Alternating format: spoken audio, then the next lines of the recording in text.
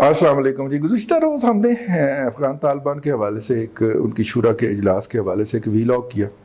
हर journalist का लालच होता है कि वो इंफॉर्मेशन को तकसीम करके पहुंचाए, और हमने सिर्फ उनके इंटरनल मामला जो थे वो उसमें डिस्कस किए। अब आते हैं ज़रा थोड़ा सा एक्सटर्नल मामला के हवाले से। और एक्सटर्नल मामला के अंदर ख़ित्ते की जो है, जैसा कि मैंने पहले अर्ज़ किया कि ये उनकी जो है वो दो शूराएँ हैं, एक जिहादी शूरा है और एक सियासी शूरा है, और उनका मुश्तरका इजलास था।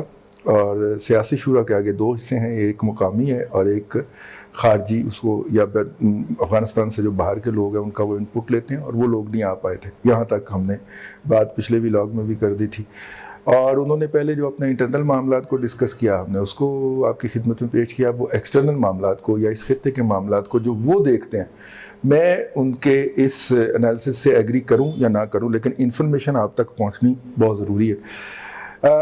उसमें उन्होंने कहा है, उनका ये ख्याल है कि ये जो इस वक्त लद्दाख और अरुणाचल प्रदेश और इन तमाम बॉर्डर्स के ऊपर जो स्कर्मिशेस हो रही हैं, जो टेंशन है, इसके पीछे अमेरिका है, अमेरिकन्स हैं। मैं आखिर में आपको अपना तजिया भी पेश करूंगा इस हवाले से। वो अमेरिकन्स हैं, और ये इधर से थोड़ा सा रिलीफ मिलेगा तो ये पाकिस्तान के ऊपर ये जंग मुसल्लत की जाएगी। और इस सूरत में हमने क्या करना है, तो वहाँ पे जो बातें आई कि ये जंग जो है जब मुसल्लत होगी टुवर्ड्स नवंबर और दिसंबर, उस वक्त हम यहाँ पे बहुत ज़्यादा मसरूफ़ होंगे, तो हम उस मामले में कुछ नहीं कर सकते या हमें करने की कोशिश नहीं करनी चाहिए। ये सोच वहाँ पे डोमिनेट करती है। और मुल्ला उमर जो हैं रहमतुल्लाह अलैह, उनके बाद जो उनका साहबजादा हैं मुल्ला याकूब जो है, और उनको जिस पोजीशन पे अब दोबारा लाया गया है और वो जिहाद वाली साइड को हेड कर रहे हैं, तो उस सूरत के अंदर जो वहाँ पे नई नस्ल है, वो पाकिस्तान के बारे में कोई ज़्यादा, या पाकिस्तान के इदारों के बारे में कोई ज़्यादा पॉजिटिव नहीं है। ये मुल्ला याकूब साहब भी कराची में एक मदरसे के अंदर तालीम हासिल करते रहे हैं, और उसके बारे में दो इतलात हैं। एक तो ये है कि उनकी तालीम अधूरी रह गई थी, क्योंकि वहाँ की हमारी जो CTD है वो असलम मियाँ, वो क्या चौधरी असलम वाली, और वो राजा उमर ख़ताब वाली, और ये जो है राव अनवार वाली, ये उनको बहुत तंग किया और वो अपनी तालीम अधूरी छोड़ के चले गए। बहरहाल दूसरी जो इतला है कि नहीं वो तालीम मुकम्मल करके यहाँ से गए, लेकिन यहाँ से जाते हुए कोई अच्छे नोट पे नहीं गए जो उनके साथ यहाँ पे सलूक किया गया। उनका जो कंसर्न था पाकिस्तान के हवाले से कि जब ये हमला होगा, तो उनका ये कहना है, मैं नहीं कह रहा, उनका ये कहना है कि पाकिस्तान के अंदर से फैसिलिटेशन मिलेगी इंडिया को बहुत ज़्यादा, और उस फैसिलिटेशन के अंदर पाकिस्तान के अदारों में भी इन रोड्स हैं अमेरिका के। ये तो अमेरिका के जो इन रोड्स हैं वो इंडिया को प्रोवाइड किए जाएंगे, और यूँ वो फैसिलिटेशन होगी इंडिया की। इंडिया इंटरनल और एक्सटर्नल दोनों फ्रंट के ऊपर पाकिस्तान में अटैक करेगा। अब तालिबान को भला डिस्कस करने की क्या ज़रूरत है? एक सवाल पैदा होता है यहाँ पे। वो इसलिए ज़रूरत है कि उनका ये ख्याल है कि वहाँ पे हैं अफ़गान महाजिरीन के कैंप्स हैं, और जब पाकिस्तान की जो सिक्योरिटी एजेंसीज़ हैं उन्हें मुल्ज़म नहीं मिलता, तो वहाँ से किसी को पकड़ के तो उसके अंदर तल देते हैं और कहते हैं कि जी हमने पकड़ लिया, और लोग बिलीव भी कर लेते हैं। तो उनकी इस हवाले से काफ़ी ज़्यादा हैं। अगर आप देखें कि वो इस हवाले से कितने सीरियस हैं, तो तालिबान का एक वफ़द जो है, जब हम ये रिकॉर्ड कर रहे हैं तो उस वक्त वो दौरा कर रहा है ईरान का, दोहा ऑफिस से ना, जो ईरान ने वहाँ पे सलूक रवा रखा हुआ है अफ़गान महाजरीन के साथ, और जिस तरह उनको दरियाओं में फेंक के ऊपर से गोलियाँ मारी जा रही हैं, उसके हवाले से उन्होंने अपनी तशवीश का इजहार किया है। काबुल में तो मुज़ाहरे भी हुए हैं और ईरान के साथ ताल्लुकात ख़त्म करने की बात भी की है, लेकिन ईरान ने उन्हें कहा है कि जी आप ग्राउंड पे आके सूरत हाल देखें। तो इनका एक वफ़द बाकायदा वहाँ पे दौरे के लिए पहुँच गया हुआ है, और वो वहाँ पे देखेगा कि सूरत हाल क्या है। और ज़ाहिर अफ़गान महाजरीन जो हैं वो मारे गए हैं ना जी, कत्ल किए गए हैं, बाकायदा उनको गोलियाँ मारी गई हैं। उनकी वीडियोस भी उनमें से कुछ की वाक़यात की वो आम हुई हैं। तो उसके बाद फिर अब ईरानी क्या जस्टिफिकेशन पेश करते हैं, ये बात अपनी जगह के ऊपर जो है वो एक और सवालिया निशान है। امریکہ نے چاہ باہر کی بندرگاہ کو جی ایران کے اوپر لگی اقتصادی پابندیوں سے ایگزمپشن قرار دے دی ہے. ٹھیک ہے, اس کے اوپر ہم پھر کس دن بات کریں گے.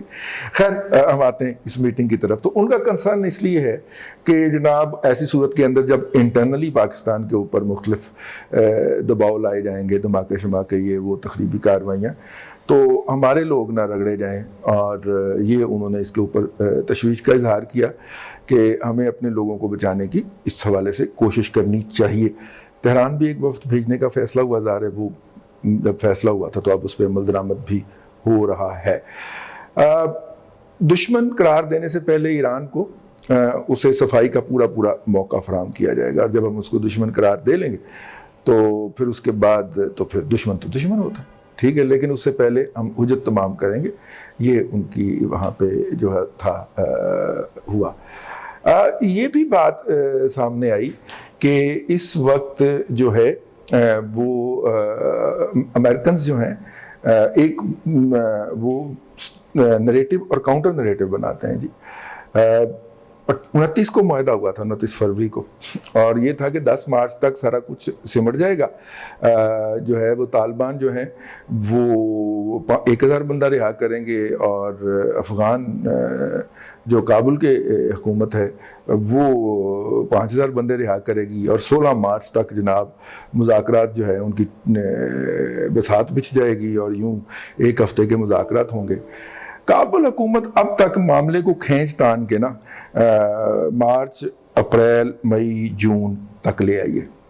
اور جس سپیڈ سے وہ جا رہے ہیں, اگر اس سپیڈ کو, میرا تجزیہ شروع ہو رہا ہے, اس سپیڈ کو اگر آپ یہ کنٹینیو کرتے ہیں تو جولائی, اگست, سپٹمبر تک کھینچ لیں تو الیکشن ہو جائیں نومبر دسمبر میں جو ہونے ہیں, تو اس کے بعد تم کون میں کون, ہاں جی, اور وہ سارے جو ہیں وہ چیزیں ہو جائیں. تو عین ممکن ہے کہ پاکستان کے خلاف اندرونی اور بیرونی محاذ دونوں کھولے جائیں, یہ ان کا خیال ہے. اچھا, اپنا اس حوالے سے یہ بھی ہوا کہ پاکستانی حکام سے رابطہ کر کے ان کو اپنی جو افغان مہاجرین ہیں اس حوالے سے اپنی تشویش سے ایڈوانس میں آگاہ کر دیا جائے. اب مسئلہ یہ ہے کہ انڈیا جو ہے اس کو افغانستان کے اندر, جب سے وہ, آپ ہماری ایک پہلی ویڈیو دیکھ لیجئے گا, اگر میری ٹیم نے اس کا لنک بھی نیچے لگا دیا کہ جو داعش کے لوگ پکڑے گئے تھے, وہ اس کے وہ جو نیچے ڈیٹیل ہوتی ہے اس کے اندر ہم وہ بھی لنک کر دیں گے تاکہ آپ دونوں کو لنک کر لیں گے. انڈین لوگ جو تھے وہ پکڑے گئے داعش کے نام کے اوپر, اور طالبان نے ان کو پکڑا اور ان سے جو ڈی بریفنگ وغیرہ کی, اور جس کے بعد پھر جب اس کی شکایت کی گئی زلمے خلیلزاد سے, تو انہوں نے کہا دلی میں جا کے کہ جی آپ طالبان سے خود رابطہ کریں. پھر طالبان کا رابطہ ہوا, اور ادھر شاہین صاحب کا بیان بھی آیا اس کے اوپر. تو اس کے پس منظر میں یہ ہے. اب ان کا خیال ہے کہ ہم نے انڈیا کی پہلی اٹیمپٹ تو یہاں پہ ناکام بنا دی ہے, تو یہ والا فرنٹ جو ہے یہ تو نہیں کھلنے لگا, یا ادھر سے تو کام محفوظ ہوگا. تو مشرقی بارڈر اور ایل او سی کوئی ہوگا, اور ایل او سی پہلے کھولی جائے گی, اور اس کے بعد پھر مشرقی بارڈر کے اوپر شکرگڑھ وغیرہ سائڈ کے اوپر بھی مطلب کہ حرکتیں شرکتیں فرمائی جائیں. چین جو ہے اس کو بھی آگاہ کرنے کا فیصلہ ہوا کہ ان کی جو یہاں پہ انسٹالیشن ہیں یا جو بھی سلسلے ہیں اس کے اوپر ان کی طرف سے کوئی نہیں ہے, لیکن ساتھ میں ان کو جو داعش جو کہ اس وقت ان کے بقول کابل حکومت کے زیر اہتمام وہاں پہ آپریٹ کر رہی ہے اور مسجدوں پہ حملے اور یہ وہ کر رہی ہے, وہ چینی انسٹالیشن پہ بھی حملہ کر سکتی ہے. چینی اگر وہ والا بارڈر کھولے تو وہ اس طرف بھی دھیان رکھیں. اچھا, یہ بھی ہے. ویسے اگر آپ اس وقت دیکھیں پورے منظرنامے میں تو امریکیوں نے ہمارا منہ پکڑ کے نا ایسے گردن پکڑ کے تو کابل کی طرف کیا ہوا کہ جی ہاں وہاں پہ آپ ذرا امن شمن کروائیں, آپ بڑے معتبر ہوتے ہیں اس علاقے کے خطے کے اندر. تو وہ ہمارے آپ دیکھا نا ذمہ داران نے ادھر رابطہ بھی کیا. اس دوران دفتر خارجہ کے ریٹائرڈ افسر, سول افسر جو ہیں, ان کی تقرری بھی پاکستان کے خصوصی سفیر برائے افغانستان کے طور پہ ہوئی, اور اس کی وجہ جو ہے وہ ظاہر ہے کہ کسی لیول پہ کمیونیکیشن گیپ فیل کیا جا رہا تھا. تو کمیونیکیشن گیپ جو ہے وہ کسی اور لیول پہ محسوس ہوا ہوگا تو ایک سویلین کو آگے کیا گیا ہے، اور اس کی وجہ یہ ہے جو ہے جو بھی ہو، لیکن یہ پاکستان جو ہے وہ افغانستان سینٹرک ہوا ہے اس وقت. ہم جا کے وہاں پہ ریکویسٹ کر رہے ہیں کہ جناب آپس میں آپ صلح رکھیں اور یہ کریں اور وہ کریں. اب جو انڈیا نے روس سے جو ہتھیار طلب کیے ہیں اس کی ایک آدھ اور بھی وجوہات ہو سکتی ہیں کہ وہ ہتھیار پہلے ان کے زیر استعمال ہیں، انڈینز کے زیر استعمال ہے نا، تو وہ اسی طرح کے نئے طیارے شرح منگوا کے تو ان کے لیے مینٹیننس وغیرہ ان کو آسان ہوگی، ان کے سسٹمز کا ان کو پتہ ہوگا تو وہ کریں گے. لیکن انڈیا سے جو سخوئی 30 MKI جو ہیں وہ ہیں یا MiG 29 ہیں، MiG 29 کو بھی وہ مطلب کہ ایز اے سپیریئر فائٹر کے طور پہ ہی منگوا رہے ہیں. لیکن ان دونوں طیاروں سے جو ایڈوانس طیارے ہیں، ایک اور کریکشن جو ہم نے پچھلی دفعہ کہا تھا کہ J-10 رکھیں، J-10 نہیں ہے، J-16 ہے یا J-20 ہیں اس کے مقابلے میں. They are far far superior than Sukhoi MKI اور سخوئی 30 MKI اور MiG 29 سے وہ بہت فار سپیریئر ہیں. اچھا، پھر وہ تقریباً پچھلے 3 سال سے بقول انڈین ڈیفنس انالسٹ کے وہاں پہ نیٹ پریکٹس بھی کر رہے ہیں، مشقیں بھی کر رہے ہیں. تو وہ اس صورت میں ان کو وہاں پہ جو سپیریئرٹی حاصل ہوگی. اب اگر انڈیا اس روڈ کے اوپر جاتا ہے جو کہ کانفیڈنس سے جا رہا ہے کہ اس کا خیال ہے کہ چائنیز کے ساتھ جلد حالات سدھر جائیں گے، چائنیز زیادہ جلدی جان نہیں چھوڑنے والے، خیر وہ ایک الگ موضوع ہے. اس وقت جو ہے وہ اس خطے کے اندر جو ہے اپنا ایک کردار دیکھتے ہیں، اور افغانستان کے اندر بھی اور افغانستان سے باہر بھی، اور اس حوالے سے وہ جو ہے وہ اس کو ڈسکس بھی کرتے ہیں. اب ہمارا جو تجزیہ ہے وہ یہی ہے کہ اگر تو اس کو پرولونگ کیا جاتا ہے جیسا کہ کیا جا رہا ہے، اور ان دی مین وائل ٹرمپ صاحب کے الیکشن پہ بات پہنچ جاتی ہے اور ٹرمپ صاحب جو ہیں وہ الیکشن سروائیو نہیں کر پاتے، اور جو ان کے اعمال ہیں اس پہ تو انہیں نہیں کرنا چاہیے، لیکن انہیں تو جیتنا بھی نہیں چاہیے تھا اگر اعمال کو دیکھا جائے تو.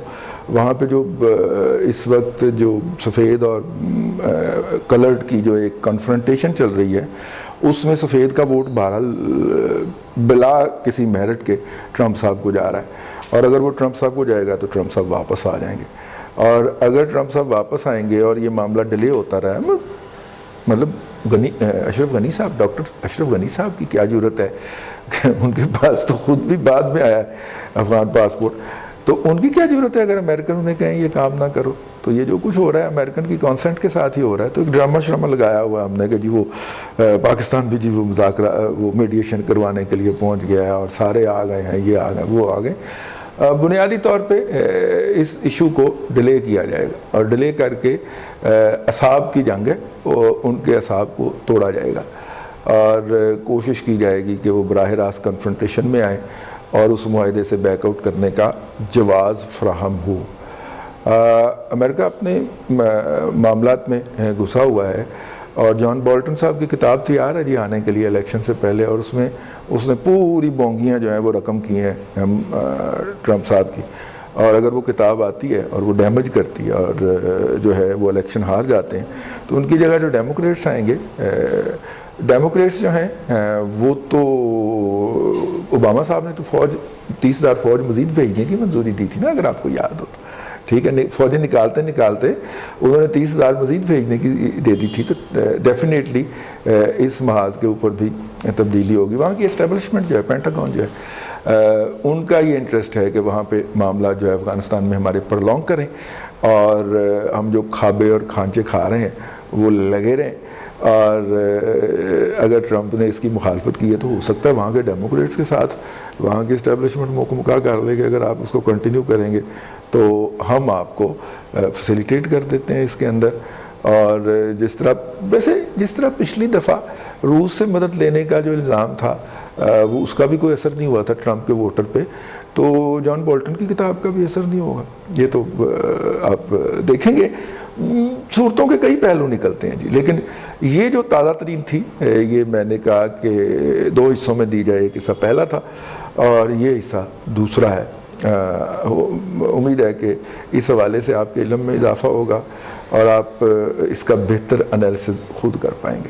اللہ آپ کو آسانیاں عطا کرے اور آسانیاں خلق خدا میں تقسیم کرنے کی توفیق عطا کرے۔